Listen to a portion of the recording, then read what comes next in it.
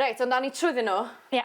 A gweld be di be ti eisiau gadw, be ti eisiau werthu. O, dwi'n mor jealous o'na chdi'n cael just dyma ffrogiau gwaith fi. Ia, mae yna sglein hyfryd arni hi, a mae'n edrych yn neis o dan y gola, so dwi am gadw hwnna, dwi'n meddwl. Wyt, lyfli. Sgweith hwnna fynd i un ochr. Fydda i ddim esbonio pwysa sy'n ar hon. Mae'n mor drwm, dydy. Wir, chdi. Mae'n mor drwm. Waw. Es i fi chael i, mae yna bits, mae yna junks yn disgyn off hwnna. Dwi'n meddwl bod fi'n barod i roed hwnna i gartra newydd. Wyt? Yndw. Ti di clywed am elusen o'r enw Prom Ali?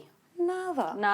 So mae'n elusen sy'n yn cymryd ffrogiau prom ag yn benthyg nhw neu'n rhoi nhw i bobl ifanc sy'n mynd i prom a sy'n methu fforddio ffrogiau. Ie.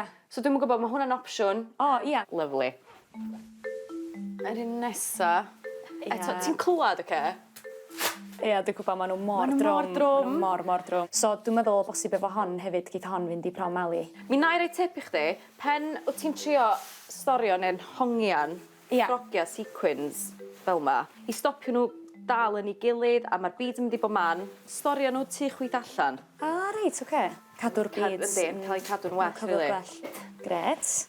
Mae'r syniad mor wych a bod y ffrogiau yna'n cael mynd i gartra wir haeddiannol. Dwi'n meddwl bod hynna'n yn wbeth nath rhoi tipyn bach o gic yn hi ni. A mae hynny'n beth da. Elusen. Elusen!